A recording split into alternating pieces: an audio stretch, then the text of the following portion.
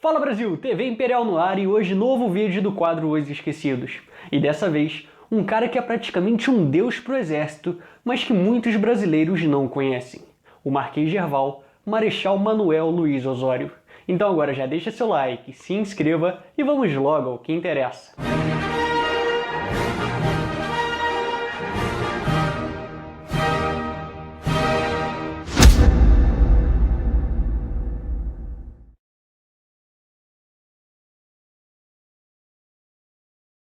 Manuel Luiz Osório nasceu em 10 de maio de 1808, na vila de Nossa Senhora da Conceição do Arroio, no Rio Grande do Sul. Filho de Manuel Luiz da Silva Borges, um militar que lutou nas guerras pelo domínio do Prata, e de Ana Joaquina Luiza Osório, filha do tenente Tomás José Luiz Osório.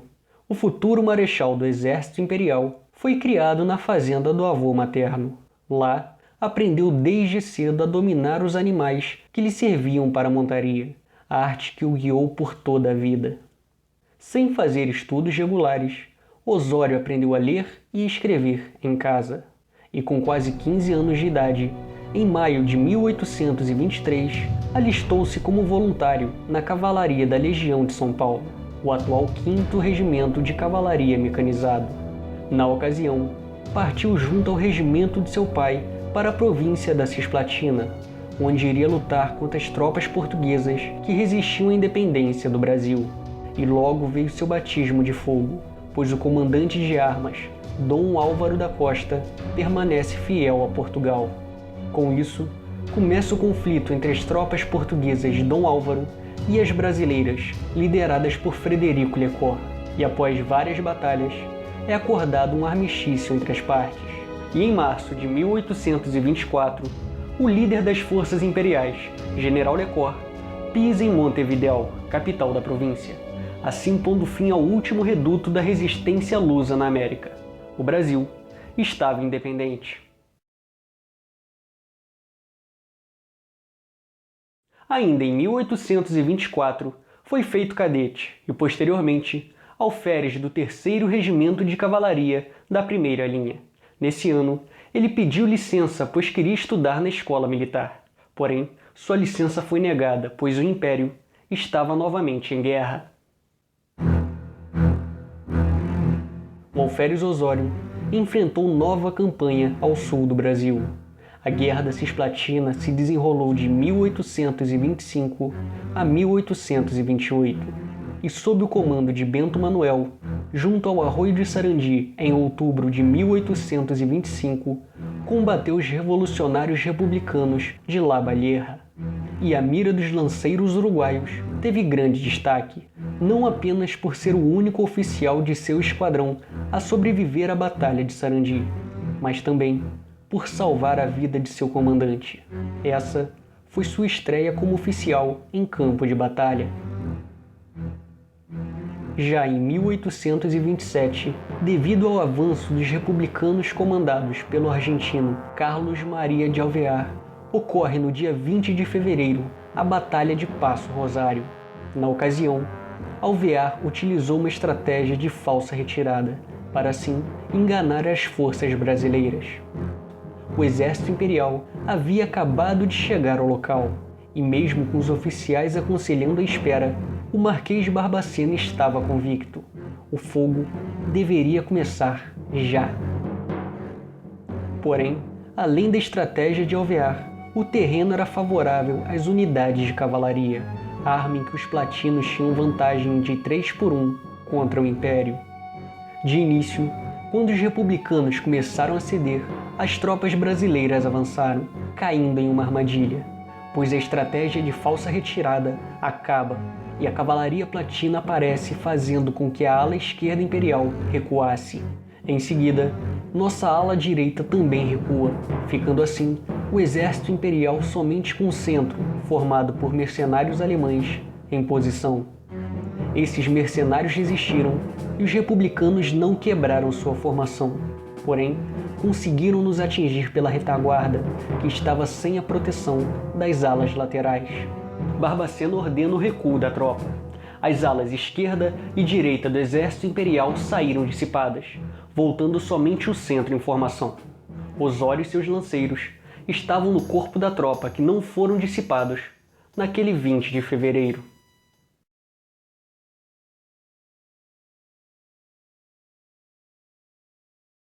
Promovido a tenente em outubro do mesmo ano, Osório participou do grupo que iniciou as conversações de paz com os uruguaios. Negociações essas que culminaram na desanexação da Cisplatina. Logo em seguida, ele partiu para a região do Rio Pardo, sua nova morada. Casou-se com Francisca Fagundes em 15 de outubro de 1835 e com ela teve 4 filhos: Adolfo, Francisco, Fernando e Manuela.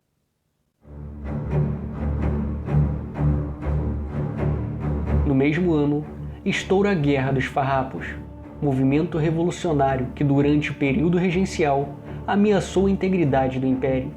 E esse movimento conseguiu seguidas vitórias e conquistas, avançando cidade sobre cidade. Em campo de batalha, é proclamada a República Rio-Grandense e Bento Gonçalves, mesmo preso, é proclamado presidente no dia seguinte. Liberal, o tenente Osório simpatizou com a causa farroupilha, lutando ao lado dos rebeldes por um curto espaço de tempo. Porém, por ser contra os ideais separatistas que resultaram na proclamação da República de Piratini, trocou de lado, mantendo-se fiel à coroa até o final de sua vida. A Revolução continuou firme até 1843, quando começou a sofrer perdas. Nessa época, a regência já havia terminado, e os conflitos causados por ela em todo o território nacional já estavam sendo controlados. Com isso, o Império pôde concentrar suas tropas na região sul do país. No mesmo ano, o então Barão de Caxias, Luiz Alves de Lima e Silva, é nomeado presidente da província a fim de pacificar a região. Em 1844, já com a patente de major, Osório tentou ir para a reserva. Porém, o exército não aceitou dispensar um de seus melhores homens, e logo em seguida o nomeou tenente-coronel e comandante do 2º Regimento de Cavalaria de Linha. No ano seguinte, em 1845, o major ajuda o Barão de Caxias na negociação de paz com os rebeldes. E em 1º de março é assinado o Tratado de Poncho Verde, pondo fim à Revolução Farroupilha.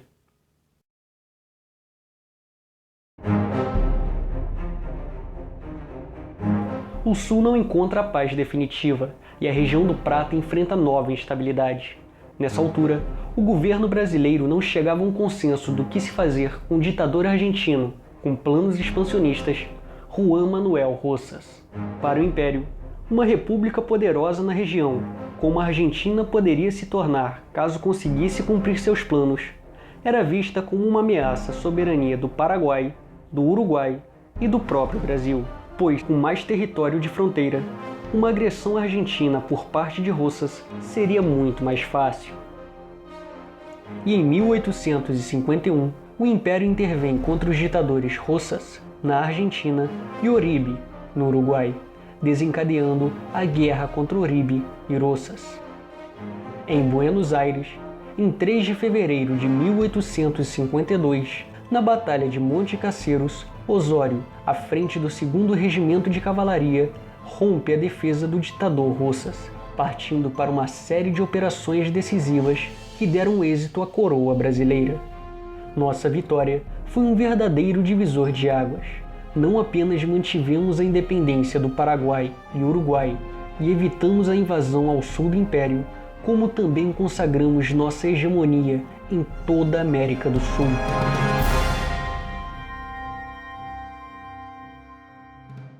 Por sua grande participação no conflito, Manuel Luiz Osório é promovido a coronel em campo de batalha, e alguns anos mais tarde, em 1856, a brigadeiro graduado. O agora brigadeiro Osório participa de nova intervenção no Uruguai, e essa invasão ao Uruguai deu motivo para o avanço paraguaio na política do Prata. A Grande Guerra se aproximava.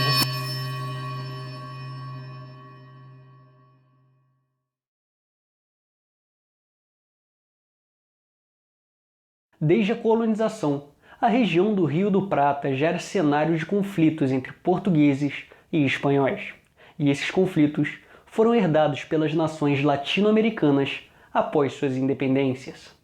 E até os anos de 1860, uma série de interesses das nações platinas estavam fazendo com que os países entrassem em choque. No Paraguai, Solano Lopes queria colocar seu país como potência regional e ter acesso ao mar pelo porto de Montevidéu graças à aliança com os blancos uruguaios e os federalistas argentinos. Na Argentina, para Bartolomeu Mitre era a chance de consolidar o Estado centralizado, eliminando o apoio externo aos federalistas proporcionado pelos blancos e por Solano Lopes. No Uruguai, para os blancos, o apoio paraguaio contra os argentinos e brasileiros impediria que seus vizinhos continuassem a intervir no país. E para o Brasil, a guerra não era esperada, porém, iniciada, pensou-se que a vitória brasileira poria fim ao litígio fronteiriço entre os países e as ameaças à livre navegação, assim como tiraria o ditador Lopes do poder. E em 27 de dezembro de 1864, estoura a Guerra do Paraguai. Naquele tempo, após 42 anos de campanhas sucessivas, Osório era o militar mais respeitado da região do Prata. E no ano seguinte, em 1865, recebe o comando do 1º Corpo do Exército Imperial. Em campo, o brigadeiro brasileiro demonstrou liderança e, principalmente, sabia como motivar seus homens.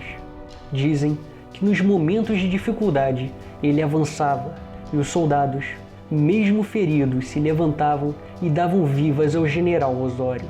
Sua presença nos dava a certeza da vitória. Promovido a marechal de campo em julho de 1865, 2 meses depois, em 18 de setembro, participou da comitiva integrada pelo imperador Dom Pedro II, pelo Conde de Caxias e outros oficiais que decretou a rendição de Uruguaiana. Logo no início de 1866, junto a Joaquim Marques Lisboa, o futuro Marquês de Tamandaré, traçou estratégias para atravessar o Rio Paraná. E na noite de 16 de abril, 10.000 aliados atravessaram o Paço da Pátria, tendo o Marechal sido o primeiro homem a pisar em solo inimigo. Em 2 de maio, participou do combate de Esteiro Belhaco, onde os paraguaios fizeram um ataque surpresa sobre o acampamento aliado. O sucesso dessa operação iludiu o comandante paraguaio, General José Dias. Ele decidiu que seria oportunidade de destruir o restante da tropa inimiga.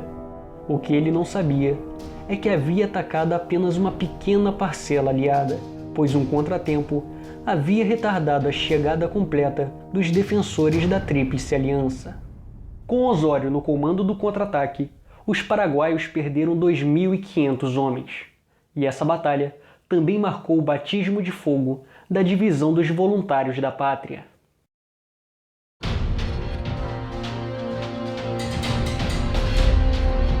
Em 1866, mesmo ano em que virou nobre, recebendo o título de barão, Osório também viveu seu auge. Em 24 de maio, no maior conflito da história da América Latina, a Batalha de Tuiuti, o barão se destaca. Sob o comando argentino, os aliados avançavam sobre o desconhecido território inimigo. Enquanto isso, mesmo com seus oficiais aconselhando uma defensiva, o ditador Solano Lopes os ignorou, reuniu o maior contingente que conseguiu e ordenou o ataque. Para ele, uma vitória nessa batalha selaria a guerra a seu favor. E com os aliados, houve uma grande surpresa. O comandante Mitre estava ausente. Um desespero aconteceu, até que Manuel Luiz Osório toma para si a liderança da batalha.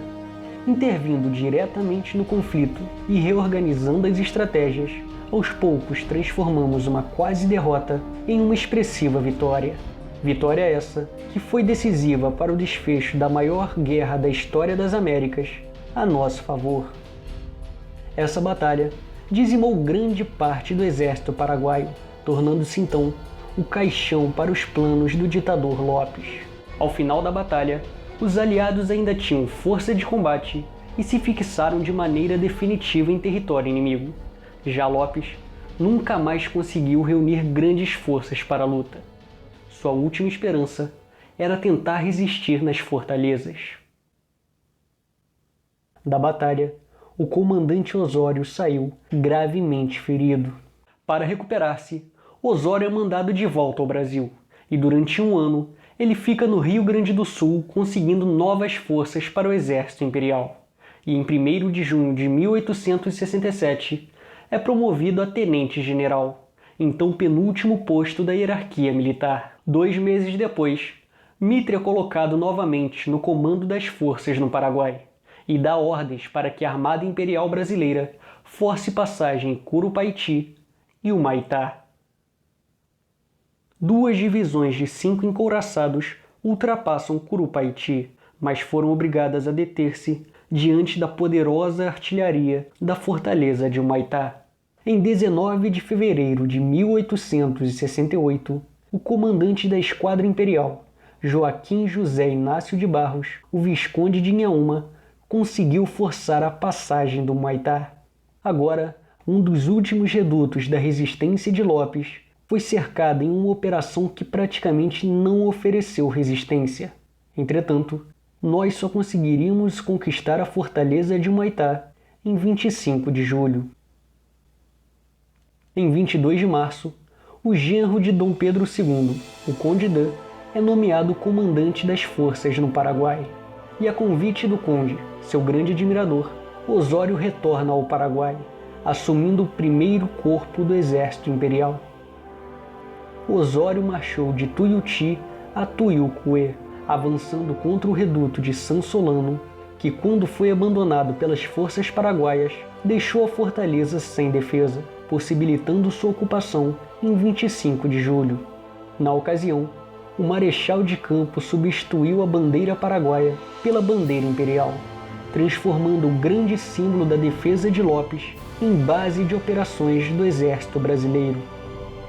E no contexto da Dezembrada, Osório ainda participou das batalhas de Tororó e Avaí.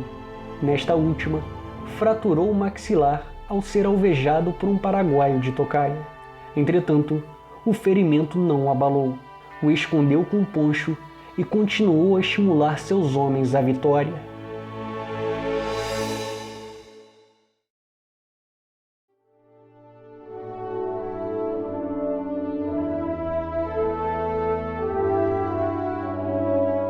Em 1868, mesmo ano em que foi elevado a visconde com grandeza, forçado por sua saúde debilitada, o herói de guerra deixa o campo de batalha de forma definitiva.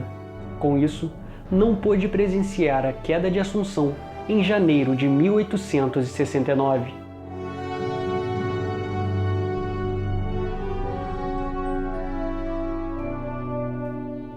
Com o fim do maior conflito das Américas, em 8 de abril de 1870, recebe o título de Marquês de Herval, e no ano seguinte, em agosto de 1871, Deodoro da Fonseca entregou-lhe solenemente a espada de honra. A peça, uma obra-prima da ourivesaria, cinzelada em ouro e ornada de brilhantes, foi custeada pelos oficiais comandados pelo Marquês durante a guerra, e em sua lâmina estavam gravadas as batalhas e combates em que Osório participou. Em 1877, o Marquês de Herval foi nomeado senador do Império pela província de São Pedro do Rio Grande do Sul. Republicano quando jovem, após conhecer pessoalmente as repúblicas latinas, amadureceu e virou monarquista convicto, sendo um dos maiores defensores da coroa brasileira. E uma vez, em discurso ao Senado, disse: "Sou de longa data liberal monarquista, unionista do Império do Brasil. Não pense que vou para a República nem para o despotismo, mas direi ao nobre senador que em matéria de serviço público eu não indago o que são brasileiros na política. Porém, sim, se cumprem o seu dever em bem da pátria." Apesar de ter falecido antes do golpe de Estado republicano, é conhecida sua opinião quanto à traição que Deodoro da Fonseca e Floriano Peixoto, veteranos da Guerra do Paraguai, viriam a cometer anos depois, ao destituírem um governo legalmente constituído e se tornarem os 2 primeiros ditadores de nossa história. Seria um desgraçado aquele que, depois de haver combatido com as armas da guerra o inimigo externo, pusesse depois essas mesmas armas ao serviço do despotismo, de perseguições e violência contra seus compatriotas. Em 1877, Osório é nomeado Marechal de Exército graduado e, com a ascensão do Partido Liberal ao poder, é nomeado Ministro da Guerra do gabinete do Visconde de Sinimbu.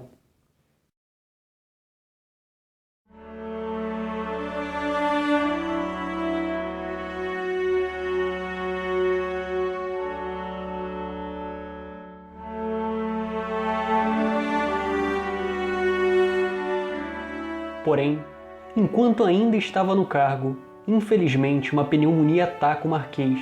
A doença progride e o leva à morte em 4 de outubro de 1879, na capital do Império, aos 71 anos de idade.